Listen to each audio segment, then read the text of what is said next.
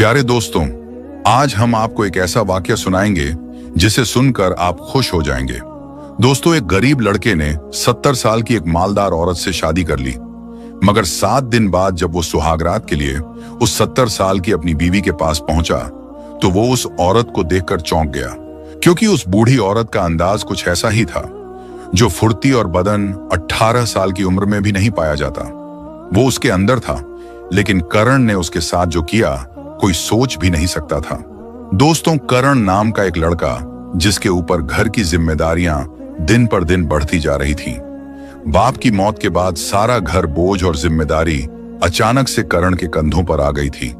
उसकी बूढ़ी मां रेखा एक लाइलाज बीमारी से जूझ रही थी। उसके इलाज के लिए तमाम रुपए खर्च किए, जिससे उनकी जमा पूंजी सारी खत्म हो गई।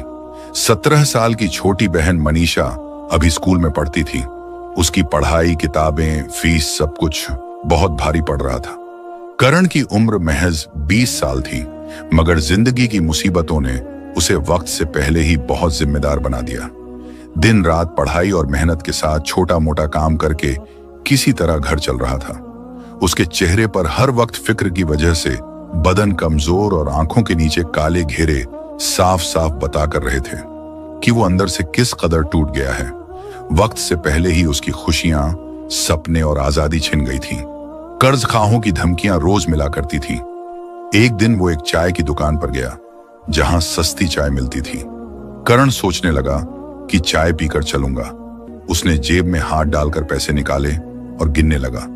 पैसे गिनते हुए अचानक उसकी नजर सामने खड़ी एक औरत पर पड़ी जो उसे बड़े गौर से देख रही थी। वो आंखों से जैसे कुछ कहना चाह रही हो। जिसका नाम बबीता कपूर था। बबीता कपूर कारोबारी दुनिया की जानी मानी हस्ती थी, जो व्यापार के मामले में मशहूर थी। जैसा उनका नाम ऐसा ही काम था। बहुत महंगी साड़ी और महंगे जेवर पहने हुए थे। बबीता कपूर करण से बोली, क्या तुम ही करण मेहता हो? करण ने हैरत से उसकी तरफ देखा और हां में सिर हिलाते हुए कहा, हाँ, मैं ही करण मेहता हूं। आवाज सुनकर ऐसा महसूस हो रहा था जैसे वो बहुत थका हुआ हो। बबीता कपूर उसकी तरफ गौर से देखती रही और फिर धीरे से कहा कि मैं जानती हूं कि इस वक्त तुम्हारी जिंदगी में क्या चल रहा है। तुम इस वक्त बहुत परेशान हो। करण ने हैरानी से कहा, मैं कुछ समझ नहीं। वो बोली, मेरा कहने का मतलब है कि तुम्हारी मां की बीमारी, बहन की पढ़ाई और कर्ज, इन सब बातों को लेकर परेशान हो तुम। इतनी मेहनत करने के बावजूद भी सब कुछ वैसा ही है, कोई बदलाव नहीं है। यह सुनकर करण का दिल तेज तेज धड़कने लगा कि एक अजनबी औरत उसकी जिंदगी के बारे में इतना सब कुछ कैसे जानती है। उसने झिझकते हुए पूछा, आप कौन हो और इतना सब कुछ मेरे बारे में कैसे जानती हो? बबीता ने मुस्कुराकर कहा कि अगर तुम चाहते हो कि तुम्हारे दिन बदल जाए तो तुम मुझसे शादी कर लो। यह सुनकर करण के रोंगटे खड़े हो गए। करण ने कहा कि ये तुम कैसी बातें कर रही हो? बबीता ने दोबारा से साफ साफ से कहा कि मैं तुमसे शादी करना चाहती हूं। आखिर 70 साल की बूढ़ी औरत एक 20 साल के लड़के से शादी क्यों करना चाहती है? करण ने कहा, यह कैसा मजाक है? बबीता ने कहा, मजाक नहीं, तुम्हारे लिए एक ऑफर है। अगर कबूल कर लोगे तो तुम्हारी मां का इलाज कराऊंगी और तुम्हारी बहन को भी पढ़ाऊंगी और तुम्हारा सब कर्जा भी चुका दूंगी। इन सब की जिम्मेदारी मेरी। तुम्हें हर परेशानी से आजाद कर दूंगी। तुम्हारी जिंदगी बेहतरीन हो जाएगी। करण के दिमाग में कई सारे सवाल उठ रहे थे। उसने गहरी सांस ली और पूछा कि इसके बदले में मुझे क्या करना होगा? बबीता कपूर ने फौरन जवाब दिया कि इसके बदले में तुम्हें मुझसे शादी करनी होगी, जो लिखित रूप में होगी। शादी के बाद भी तुम्हारी आजादी पर कोई आंच नहीं आएगी। तुम अपनी जिंदगी अपने तरीके से जी सकते हो, लेकिन तुम्हें मेरी कुछ शर्त माननी होगी। बबीता कपूर की बातें सुनने में जितनी आसान लग रही थी, उन्हें मानना उतना ही मुश्किल था। वो उसकी बातों को सुनकर वहां से चला गया। बबीता कपूर भी अपनी महंगी गाड़ी में बैठकर चली गई। कुछ दिन तो गुजर गए, लेकिन वो अपने परिवार की हालत के सामने मजबूर हो गया और कर्ज वालों ने रात दिन का जीना हराम कर दिया था। और सोचने लगा, अगर मैं उस अमीर दौलतमंद औरत की बात मान लूं तो मेरी मां की जान बच सकती है और मेरी बहन की जिंदगी भी संवर सकती है। वो बहुत बेबस होकर बबीता के पास पहुंचा और उसकी सारी शर्तें मानकर करण ने उससे शादी कर ली। कुछ गवाहों की मौजूदगी में जरूरी कागजों पर उन दोनों के दस्तखत हुए और दोनों की शादी सादगी से हो गई। पहली बार उसने किसी हवेली में कदम रखा था। उसके दिल में अजीब सी घबराहट हो रही थी। करण को यकीन नहीं हो रहा था कि उसकी शादी दुनिया की अमीर तरीन औरत से हो चुकी है। अब ये हवेली उसे ऐसी लग रही थी जैसे किसी राजा का महल हो। उसने हवेली के चारों तरफ देखा तो उसकी आंखें खुली की खुली रह गई। आलीशान फर्नीचर, ऊंची छतें, संगे मरमर के चमचमाते फर्श, दीवारों पर महंगी सजावट का सामान। जितनी आलीशान हवेली थी उसमें उतना ही चहल पहल थी। करण समझ गया था कि ये आम औरत नहीं है। वहां के नौकर चाकर भी बबीता के हर हुक्म का इंतजार कर रहे थे। बरसों पुराने नौकर भी बबीता के सामने अपनी नजरें नीचे झुकाए रहते थे। बहुत सारी खूबसूरत लड़कियां उस महल में नौकरी करती थीं, लेकिन अगर करण उनसे कुछ पूछता तो थोड़ा सा जवाब देकर चुप हो जाते। कहीं नए बाबूजी को कोई बात बुरी ना लग जाए। ऐसा महसूस होता जैसे हवेली में बरसों से खुशियां खुशियां हों। रात के अंधेरे में ऐसा लगता हर वक्त लड़के लड़कियां करण के हुक्म का इंतजार करते थे, लेकिन फिर भी उसे न जाने अजीब सी घुटन हो रही थी। लेकिन जब वो मुड़कर देखता तो सन्नाटे के अलावा कुछ भी दिखाई न देता। दिन गुजरते गए। धीरे धीरे करण को हवेली का सबसे बड़े राज के बारे में पता चला। हवेली की दूसरे मंजिल पर एक बहुत बड़ा और भारी दरवाजा था जो हमेशा बंद रहता। उस दरवाजे पर एक बड़ा मजबूत ताला लगा हुआ था। उस दरवाजे की बहुत कड़ी निगरानी थी। करण सोचने लगा कि दरवाजे के पीछे क्या है, इसका राज क्या है। इतना बड़ा और भारी भरकम ताला लगाने के बावजूद भी निगरानी में है। करण के दिमाग में कई सारे सवाल उठ रहे थे। उसे शक होने लगा कि इतनी चमकती हुई हवेली के बीच इस अंधेरे कमरे में क्या है। करण और बबीता का रिश्ता शुरू से ही मोहब्बत वाला जरूर था, लेकिन करण अभी तक उसके साथ उसके कमरे में नहीं सोया था। बबीता चाहती थी कि करण मेरे कमरे में मेरे साथ सोए, लेकिन वो ये भी चाहती थी कि अपनी खुशी से मेरे पास आए ना कि कोई जबरदस्ती से। दोनों को एक दूसरे से लगाव नहीं था। बबीता तो करण आपको बहुत चाहती थी, लेकिन करण बबीता की तरफ देखना भी गवारा न करता था। बबीता कपूर ज्यादातर अपने काम में मशरूफ रहती। जब भी दोनों एक दूसरे से बात करते तो बात शुरू होते ही खत्म हो जाती। यानी बबीता तो उसका हालचाल पूछती, लेकिन कारण कुछ जरूरी बात हो तो करता, वरना चुप हो जाता। बबीता रोजाना करण के साथ ही टेबल पर बैठकर खाना खाती थी। किसी चीज के बारे में दोनों एक दूसरे से कुछ ना कहते और ना ही दोनों ने कभी एक दूसरे के परिवार वालों के बारे में जानने की कोशिश की। ऐसा लगता मानो दोनों की दुनिया अलग अलग हो। एक बार रात का वक्त था। हवेली में सन्नाटा पसरा हुआ था। करण अपने कमरे की तरफ मुड़ा, तभी अचानक उसकी नजर हवेली के एक दूसरे हिस्से पर पड़ी, जहां उसे रोशनी दिखाई दी। ये देखकर वो वहीं ठहर गया। उसने देखा कि ये रोशनी बबीता के रहने वाले कमरे से आ रही थी। ये कमरा हवेली के सबसे बीच वाले हिस्से में था। बबीता के अलावा किसी और को वहां जाने की इजाजत नहीं थी। बबीता तो करण को अपने कमरे में बुलाने के लिए बेकरार थी, लेकिन करण ने कभी भी उस कमरे में जाने की कोशिश नहीं की। वो अपने आप को जबरदस्ती रोक लिया करता था। लेकिन एक कमरा और था जिसके ऊपर मजबूत ताला लगा हुआ था। वो उसमें जाने की कोशिश करता, लेकिन कोई ना कोई रोक लेता था और कहता, बाबूजी उस कमरे में जाना माना है। करण हैरानी से पूछता, ऐसा क्यों? लेकिन पलटकर कोई जवाब ना मिलता। एक दिन रात को उसने धीरे धीरे कमरे की तरफ कदम बढ़ाए। वो दरवाजे के पास पहुंचा और कान लगाकर सुना कि बबीता किसी से बात करती, और जिस अंदाज में वो बात कर रही थी उसे सुनकर करण का दिल जोर से धड़कने लगा। वो समझ नहीं पा रहा था कि ऐसा क्या राज है जो बबीता की जिंदगी से जुड़ा हुआ है, लेकिन अब उसे यकीन हो गया था कि बहुत कुछ ऐसा है जो उससे छुपाया गया। उसके दिमाग में कई सारे सवाल थे कि आखिर ऐसी क्या बात है कि बबीता ने सबसे छुपा कर रखी। क्यों वो किसी को इस कमरे में नहीं आने देती? वो खामोशी से दरवाजे पर खड़ा रहा। करण अपनी दिल की धड़कनों को थामने की कोशिश कर रहा था। उसके दिल में अजीबोगरीब ख्यालात आने लगे कि जिस शादी को उसने समझौता समझकर अपनाया, उसके पीछे कोई बड़ी साजिश तो नहीं, या फिर कोई राज है। उसने इस हवेली के हर राज से पर्दा उठाने की ठान ली। करण ये सारी बातें सोचते हुए अपने कमरे में आ गया। उसने फैसला कर लिया कि चाहे कुछ भी हो जाए, आज वो उस कमरे में जाकर देखेगा कि आखिर बात क्या है। उसका शक अब जुनून में बदल गया। वो सोचने लगा कि आखिर उस कमरे में कैसे पहुंच जाए। बबीता हर वक्त उसकी तरफ देखती रहती और मुस्कुराती रहती। वो 70 साल की बुढ़िया औरत जरूर थी। वो हर दिन करण से एक नई आस और नई उम्मीद रखती। अब वो सोचने लगा, इस औरत से बात करनी चाहिए, वही मुझे इस कमरे के राज से वाकिफ करा सकती है।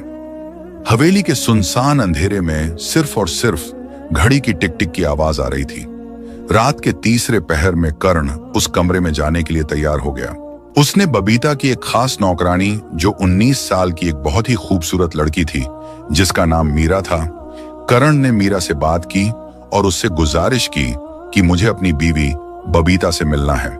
मीरा इजाजत लेने बबीता के पास गई। मीरा के अलावा कोई बबीता के पास नहीं जा सकता था। जैसे ही मीरा ने बबीता को कर्ण की ख्वाहिश जाहिर की, बबीता खिल उठी और उसने मीरा के हाथ चूमे और कहा, जल्दी से भेज दो। मीरा ने कर्ण को जाने की इजाजत दे दी। कर्ण एक 22 साल का खूबसूरत हट्टा कट्टा नौजवान था। उसने जाकर बबीता के दरवाजे की घंटी बजाई। बबीता ने दरवाजा खोला और दिल खोलकर उसका स्वागत किया। कर्ण भी सोच रहा था, जब तक इसे खुश नहीं करूंगा, अपना नहीं बनाऊंगा, तब तक राज जाहिर कैसे होगा। कमरा गुलाबों की खुशबू से महक रहा था। बबीता खड़ी थी, चेहरे पर चमक, आंखों में मोहब्बत। कर्ण जैसे ही कमरे में दाखिल हुआ, उसका दिल धड़कने लगा। कर्ण धीरे से हैरानी में बोला, बबीता जी, आप तो 18 साल की सी लग रही हो, ये कैसे हो सकता है? बबीता मुस्कुराई। एक चमक उसके चेहरे पर थी। वो धीरे धीरे कर्ण के पास आई और बोली, प्यार में उम्र नहीं होती कर्ण जी। औरत जब सच्चा प्यार करती है तो उसकी रूह जवान हो जाती है। मैंने तुम्हें सिर्फ अपने माल दौलत और हवेली का वारिस नहीं बनाया, दिल का भी मालिक बनाया है। कमरा पूरी तरह मोहब्बत की नमी से भीग चुका था। कर्ण बिस्तर के पास बैठा था और बबीता उसके पास आकर धीरे से बैठ जाती है। दोनों के बीच एक चुप्पी है, मगर वो चुप्पी बोझिल नहीं, मीठी है। बबीता कहती है, कभी सोचा नहीं था कि मेरी जिंदगी की इस उम्र में कोई मेरी आंखों में इस तरह देखेगा जैसे तुम देख रहे हो। कर्ण भी धीरे से बोला, कभी सोचा नहीं था कि आपकी आंखों में इतनी गहराई होगी कि मैं अपने सारे सवाल भूल जाऊंगा। बबीता जी, आज मैं तुम्हारा हूं, सिर्फ तुम्हारा। बबीता की आंखों में हल्का सा पानी और होंठों पर प्यार बोली, मैंने बहुत कुछ खोया है इस मोहब्बत के इंतजार में। जवानी चली गई, रिश्ते भी, पर दिल आज भी धड़कता है। कर्ण उसका हाथ थाम लेता है। दोनों की हथेलियों के बीच की गर्मी में एक नई शुरुआत की लौ जल उठती है। कर्ण ने कहा, बबीता जी, मुझे माफ करना। मैं जानता हूं मैं पहले तुम्हारे करीब नहीं आया, लेकिन आज जब मैं तुम्हारे सामने हूं तो सब कुछ सच्चा लगता है। तुम बहुत अच्छी लगती हो। बबीता धीरे से उसके कंधे पर सिर रखती है और कहती है, औरत को जब उसका मर्द अपना कहता है तो वो उम्र से नहीं, सिर्फ उस लम्हे से बन जाती है। बस इसी लम्हे में रहो कर्ण, और मैं तुम्हें वो प्यार दूंगी जो कभी किसी ने तुम्हें नहीं दिया होगा। कर्ण उसकी आंखों में देखता है, फिर उसके माथे को चूमता है, एक लंबी सांस लेकर कहता है, आज मैं तुम्हारा हूं, बिना शर्त, बिना सवाल। बाहर बारिश होने लगती है, हवाओं में गुलाब की खुशबू फैलती है। रात गहराती जा रही थी, मगर कमरे में वक्त जैसे थम सा गया था। हल्की लाइट की लौ अब धीमे धीमे डगमगा रही थी, लेकिन कर्ण और बबीता की नजरों में अब एक गहराई थी, भरोसे की, मोहब्बत की। कर्ण ने बबीता का हाथ अपने सीने पर रखा और कहा, सुनो, ये धड़कन अब तुम्हारी है। जब तक ये चलेगी मैं तुम्हारा रहूंगा। बबीता की आंखों में चमक थी, और उस चमक में जवानी नहीं, एक सच्चे प्यार की रोशनी थी। वो करीब आई, उसके सीने पर माथा सर रखकर बोली, मैंने अपने जीते जी बस 2 बार जी भर के सांस ली है। एक जब तुमने मुझे अपनी बीवी कहकर पुकारा, और अब जब तुमने मुझे अपना कहा। कर्ण ने उसके बालों को धीरे धीरे सहलाया, जैसे उसकी हर झुकी लट में मोहब्बत की कसम दे रहा हो। बबीता के होंठ कांपे, मगर बात सिर्फ एक निकली, आज मेरी ख्वाहिश पूरी हो गई। आज मेरे दिल के हर खाली कोने में तुम बस गए हो। कर्ण मुस्कुराया। उसकी आंखों में वो मासूमियत थी जो सिर्फ पहली मोहब्बत में होती है। वो बबीता के इतने करीब हो गया कि सांसें भी अलग न लगें। फिर फुसफुसाकर कर्ण ने कहा, अब मेरी जिंदगी के हर दिन का मतलब सिर्फ तुम हो। मैं तुम्हारे बिना बिल्कुल अधूरा था, यह आज समझ में आया है। उस रात दोनों ने कोई वादा नहीं किया, कोई कस्में नहीं खाई, क्योंकि उनकी खामोश नजरों ने सब कुछ कह दिया था। कमरा अब सिर्फ एक जगह नहीं था, वो अब उनकी मोहब्बत की दास्तान बन चुका था। बाहर हवाओं में एक अजीब सी मिठास घुल रही थी। करण को लगा वो तो बस रात जानने आया था, मोहब्बत तो अनजाने में ही हो गई। मगर मोहब्बत यहां एक तरफा नहीं थी, बबीता ने पहल कर दी। वो उसके करीब आई और उसके होंठों पर उंगली रख दी। अब कुछ मत कहो, बस महसूस करो। करण की आंखें हैरान थीं, जैसे वो 70 की नहीं, कोई 18 साल की पहलवान लड़की सामने हो। हर हरकत में जोश, उसके हर छूने में भूख, जैसे बरसों की भूखी हो। बबीता ने करण को अपनी बाहों में लिया, लेकिन नाजुक नहीं, पूरे जोर से। आज की रात मेरी है और तुम भी। करण को कुछ करने की जरूरत ही न रही, वो खुद ही इश्क में डूब चुकी थी। मोहब्बत का समंदर बबीता ने खुद ही लहराया और करण उसमें बहता चला गया। वो रात हवेली की सबसे जिंदा रात बन गई। सुहाग रात नहीं, एक तूफानी इश्क की दास्तान बन गई। सुबह हुई तो नौकरानियां भी कानाफूसी करने लगीं। आज तो मालकिन जवानी की मिसाल बन गई और अब मालिक जी भी प्यार में गुलाम हो गए।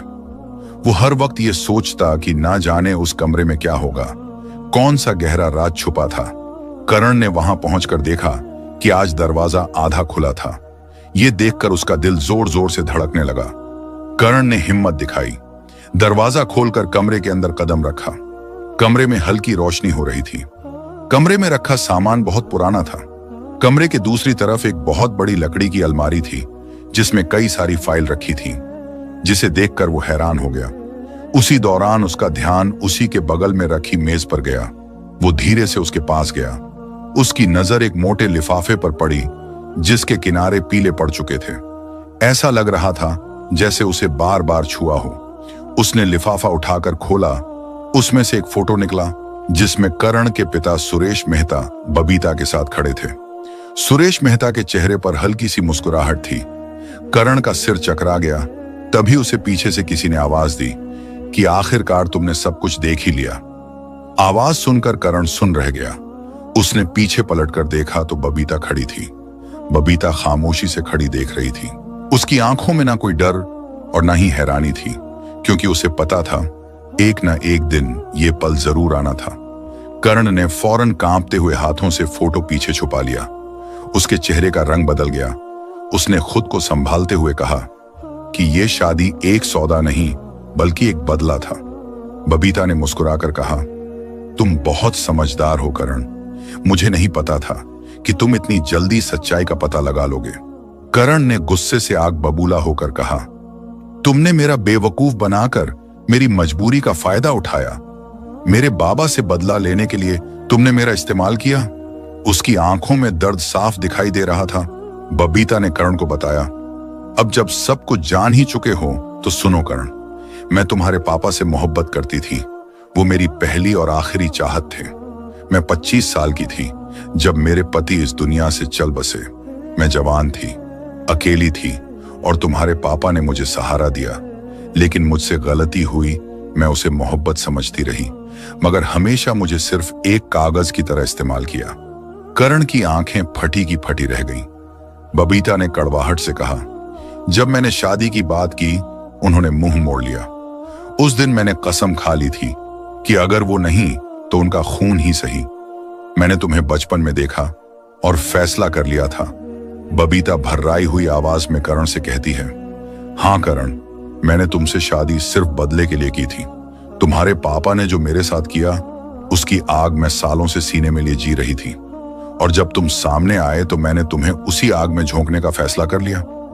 तुमसे साइन करवाए ताकि तुम कभी मुझे छोड़ ना सको, ताकि तुम भी वही दर्द झेलो जो मैंने झेला। थोड़ा रुकती है, फिर धीमे से मुस्कुराकर बोलती है, लेकिन करण, तुमने मुझे धोखा नहीं दिया, इसलिए मैंने अपना सब कुछ तुम्हें सौंप दिया। तुमने तो वो कर दिखाया जो तुम्हारे पापा कभी नहीं कर सके। तुमने मेरी इज्जत की, मेरे दिल को समझा और तुम्हारी इंसानियत के आगे मेरा बदला हार गया। मैं तुम्हारी मोहब्बत में पिघल गई। करण, अब तो मैं तुम्हारी गुलाम बन गई हूं और तुम्हें दिल से चाहने लगी हूं। उसकी आंखों में आंसू आ गए। मुझे माफ कर दो करण। करण गुस्से में था मगर मजबूर भी। बबीता की आंखों से आंसू गिर रहे थे।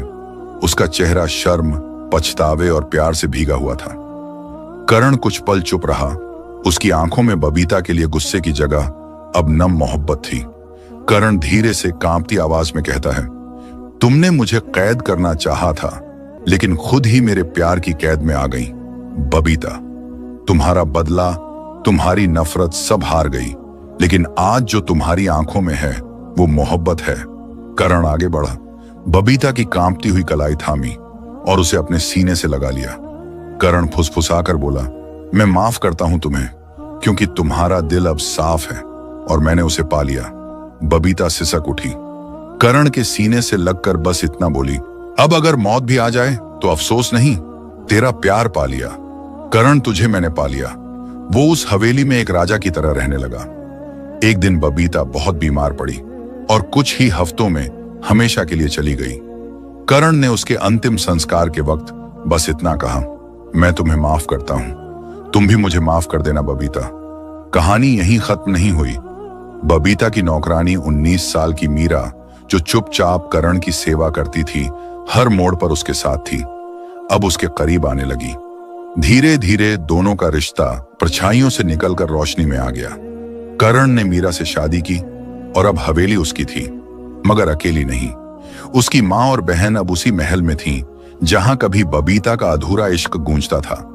अब वहां मीरा की मुस्कान और करण की सुकून भरी जिंदगी बस चुकी थी। दोस्तों, ये थी आज की वीडियो। पसंद आई हो तो लाइक करें, चैनल को सब्सक्राइब करें और बेल आइकन का बटन भी दबाएं। शुक्रिया।